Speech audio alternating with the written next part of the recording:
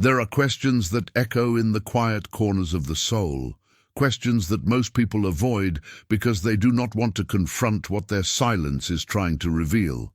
Why does following Christ feel like walking through a room no one else can see? Why does obedience feel like exile? Why does faith, the very thing that should connect you to others, so often separate you instead? These questions are rarely spoken aloud, yet they circulate inside hearts like a slow burning fire. And somewhere beneath them lies a suspicion that many dare not name. Maybe the loneliness you feel is not a failure of faith, but the unmistakable sign that you are walking a path most have abandoned. Bonhoeffer understood this ache with frightening clarity. He knew that genuine discipleship creates distance, not applause, tension, not comfort, silence, not noise. He saw that true faith does not integrate you into the crowd, it sets you apart from it. But what if this loneliness is not punishment? What if it is the mark of those who have seen too much to return to the illusions everyone else still clings to? And if that is true, then the question that really haunts is not, why am I alone? But what truth is calling me into this solitude? Bonhoeffer believed that before God transforms a person, he isolates them, not to destroy them, but to strip away every false certainty they once used as shelter. This isolation feels like standing in a cathedral after the congregation has gone home, the lights dim, the echo long, the silence almost uncomfortable. And yet, in that silence, something else begins to stir, a deeper presence, a truer calling. Still, the mind keeps asking, why does everyone else seem so at ease with a faith that feels hollow? Why do so many embrace a Christianity without cost, while mine feels like carrying a weight no one else can see? The dissonance becomes a wound, but also a compass. You sense there is something profoundly wrong with a faith that never demands anything, something unsettling about a gospel that never leads to the cross.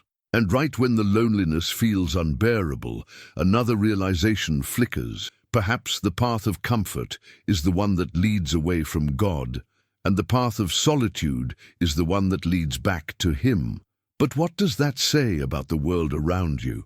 And what does it reveal about the narrowness of the road you chose to walk? There is a kind of loneliness that does not come from the absence of people, but from the presence of truth. It's the loneliness of someone who sees the shadows behind society's bright lights, who recognizes the cracks beneath the polished surface of modern Christianity. Bonhoeffer warned that when faith becomes cheap, those who pursue the real thing become strangers in their own community. You start to notice the difference between belief that costs nothing and obedience that asks for everything. You feel the weight of the cross in a world that treats it like an accessory. And somewhere inside, a quiet question rises. What if this loneliness is not a sign of weakness, but of awakening? What if God is not distant, only different from everything you were taught to expect? The solitude you feel begins to take the shape of a doorway, narrow, unsettling, yet unmistakably sacred. And as you approach it, another question emerges, deeper and more dangerous. If God meets people in the wilderness, then what is He preparing to reveal in yours? Bonhoeffer's life whispers a truth many resist. The path of authentic discipleship is not crowded. It is carved in silence, in conviction, in costly obedience that few are willing to embrace. And this raises a haunting question. Why does true faith feel like exile, while shallow faith feels like home? Perhaps because the world has learned to baptize its own desires and call them Christianity. Perhaps because the gospel that demands transformation will always sound like an intruder in a culture that wants affirmation instead. Yet something within you refuses the easy path. You sense there is more, a faith that burns deeper, a commitment that reshapes identity, a truth that does not bend to convenience. And as that awareness grows, so does the loneliness, until it becomes clear that this solitude is not abandonment, but initiation. The kind of initiation Bonhoeffer himself walked into, one that separates the crowd from the remnant, noise from truth, religion from discipleship. And so the question that remains hanging in the air, trembling with anticipation, is the one this video will finally confront. What is the real reason true Christians feel so alone? And what was Bonhoeffer trying to tell us about it? There are moments when the inner life becomes so loud that it drowns out every external sound, as if the soul were standing in a vast sanctuary where the echoes refuse to fade. You sense something shifting beneath the surface, something that unsettles more than it comforts, something that feels like the beginning of an unraveling you never asked for. And as you stand there in this invisible tension, it becomes impossible to ignore the subtle truth pressing against your ribs. Perhaps the loneliness you feel is not a temporary silence, but the opening of a spiritual wound that exposes what the world has hidden. Bonhoeffer understood this tearing apart as the necessary first step of discipleship. Before God entrusts someone with truth, he strips away every place where they once found false refuge. Yet this raises a painful question that circles quietly inside. If isolation is the threshold, then what is it leading you toward, and why does it demand such a cost? As the days pass, this inner distance grows, not toward bitterness but toward clarity. You start noticing how easy it is for people to call themselves believers while insulating themselves from every demand that faith might impose. You listen to sermons that soothe but never confront, prayers that comfort but never change, and suddenly you feel as if you've awakened in a room full of people pretending to sleep. Bonhoeffer warned that this illusion is not harmless. It produces a community that honors Christ with its lips while evading his call with its life. And the more you perceive this discrepancy, the more it feels like the ground beneath your feet is splitting open. The question that haunts you now is not whether others are asleep, but why you can no longer rest in the same illusions they do. What changed in you that no longer allows you to belong to the world you once fit into? This tension becomes a kind of spiritual gravity, pulling you deeper into the places within yourself you once avoided, forcing you to confront the fragile architecture of your own faith. You begin to discern how much of your belief was shaped by expectation rather than revelation, how much obedience depended on applause rather than conviction. And in this unveiling, something like fear rises, not fear of God, but fear of what genuine faith might cost you. Bonhoeffer would say that this fear is the sign that grace is no longer cheap, that it has begun to require something real. But even as this truth pierces you, another question presses in with unnerving urgency. If this loneliness is a refining fire, then what is God preparing to burn away next? And yet, beneath the fear, there is a strange quietness forming, not peace, but awareness. Awareness that the solitude you feel is not abandonment, it is separation.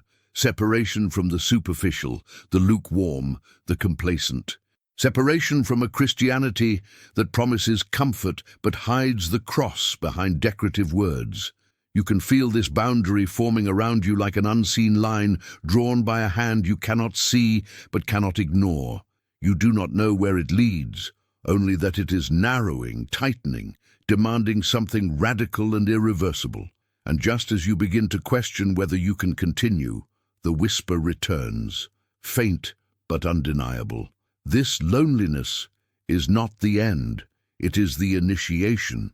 The deeper you walk into this internal wilderness, the more the world behind you begins to blur, as if the path of discipleship requires a kind of spiritual myopia, seeing only what is directly ahead, even when it terrifies you. The familiar voices grow dim, replaced by a quieter, more penetrating sound, the sound of your own conscience waking up. Bonhoeffer insisted that conscience is not a gentle thing. It is a blade that separates truth from imitation.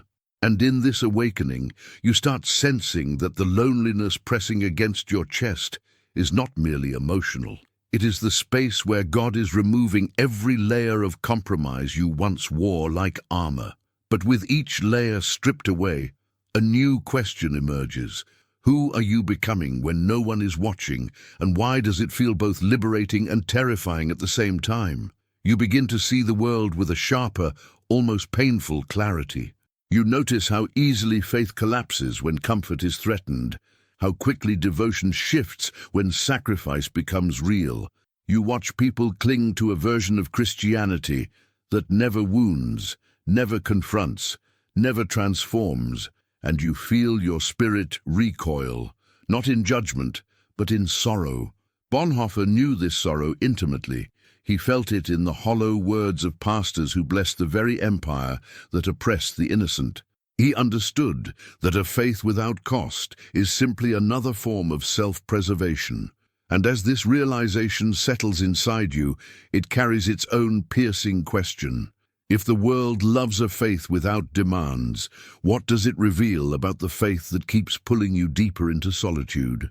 The internal struggle intensifies, creating a psychological spiral that forces you to confront the contradiction within yourself. You feel pulled between the desire to belong and the call to obey, between the safety of silence and the danger of truth. This conflict becomes so visceral that it feels physical, like a tightening in the chest or a pressure behind the eyes. And in this internal battlefield, you begin to realize that the cost of discipleship is not measured in what you lose externally, but in the fractures it reveals internally. The soul becomes a mirror, showing you who you were, who you are, and who you are being forced to become. And in the reflection, a question trembles.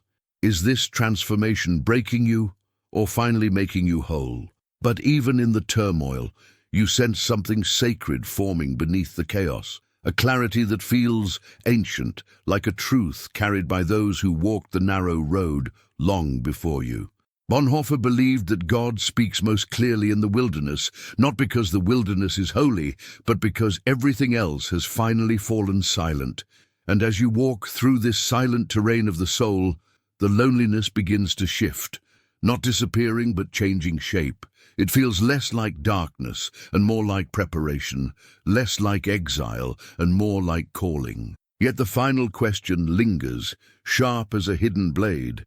What is God preparing you for that requires this level of solitude? The journey begins to feel heavier now, as if each step is sinking deeper into a landscape that demands more honesty than you expected to give. Your thoughts no longer move in straight lines. They spiral, loop, circle around themselves, returning again and again to the same unspoken question.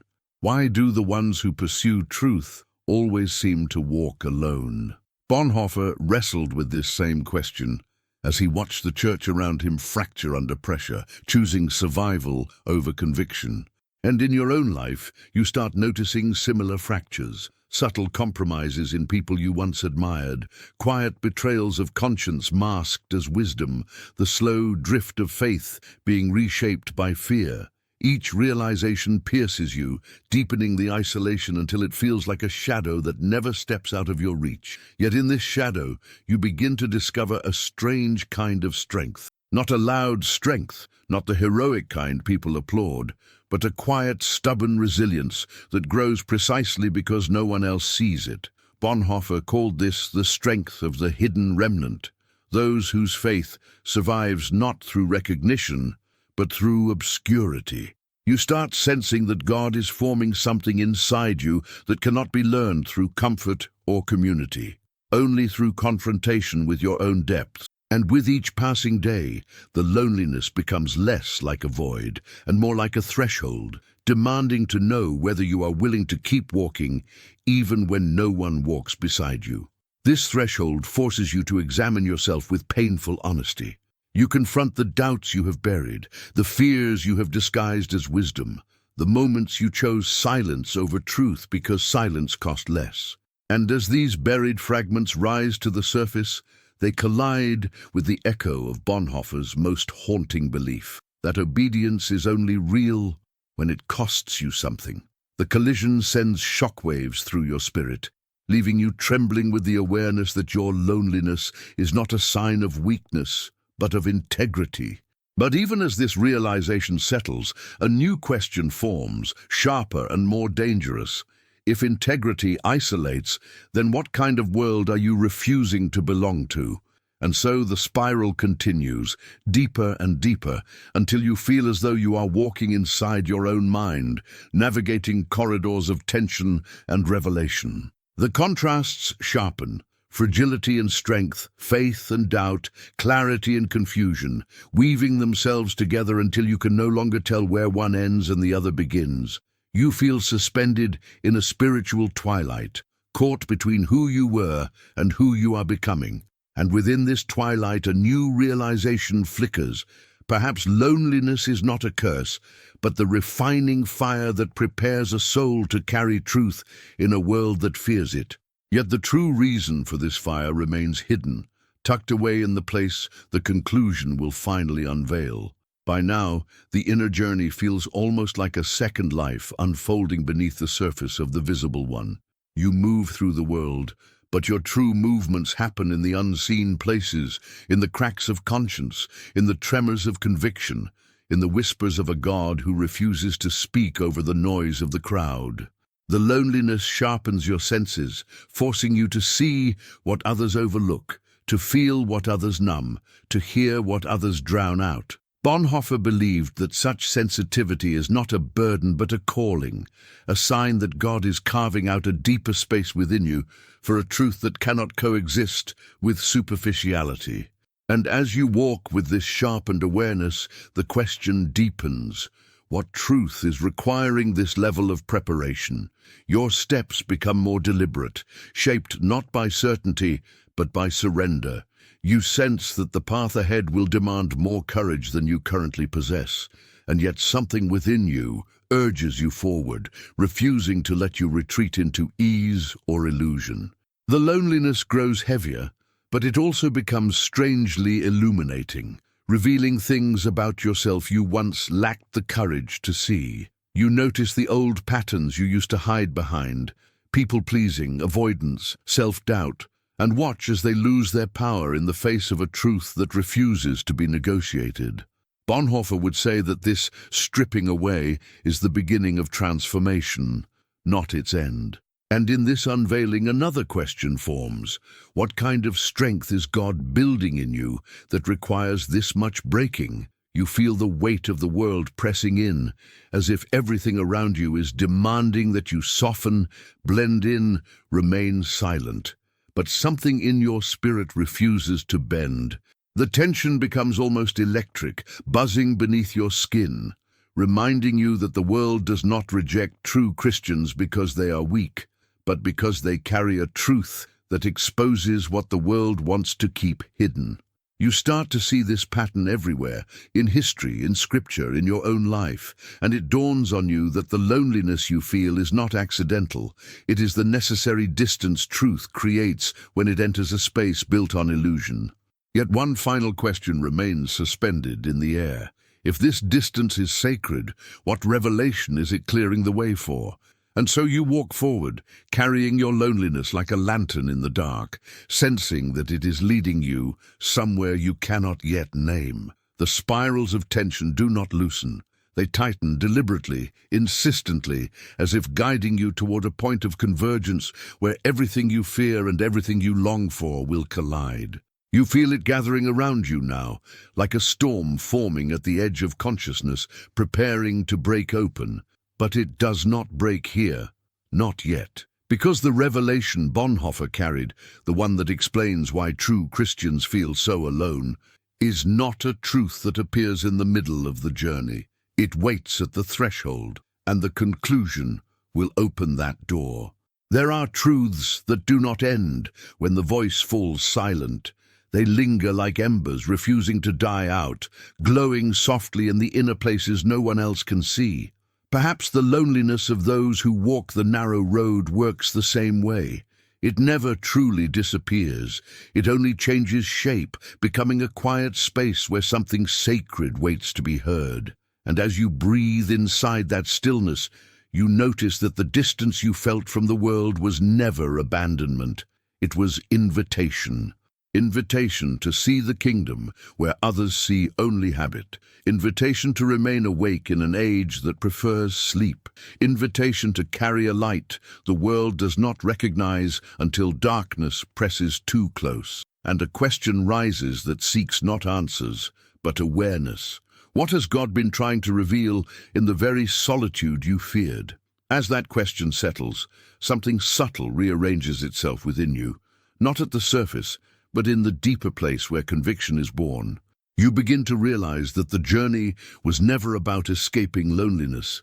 It was about understanding its purpose. The solitude of true disciples is not punishment, it is refinement. It is where faith stripped of illusion takes its real shape. It is where moral courage wakes from long slumber. It is where the spirit learns to listen to what cannot be spoken aloud. And in that quiet awakening, a truth emerges without force, without drama, simply unveiling itself. The narrow road is never a wasteland. It is a threshold. And those who cross it discover that the loneliness which once wounded them is the same loneliness that calls them forward, as if God whispers that certain paths can only be walked by those unwilling to blend in. And so another question hums beneath the heartbeat. What are you being prepared to carry that so many others turned away from? And it is here, in this place of suspension, where nothing concludes and everything deepens, that the revelation settles. Those who walk alone are not lost. They are being led. This does not close the journey. It opens an inner doorway, the kind that stays half-lit long after the screen goes dark. If something inside you stirred, even quietly, let it continue. Like this video, share it. Let your thoughts echo in the comments and subscribe so this path does not feel as solitary as it once did. Not out of obligation, but because some spiritual journeys become bearable only when solitary echoes begin to recognize one another in the dark.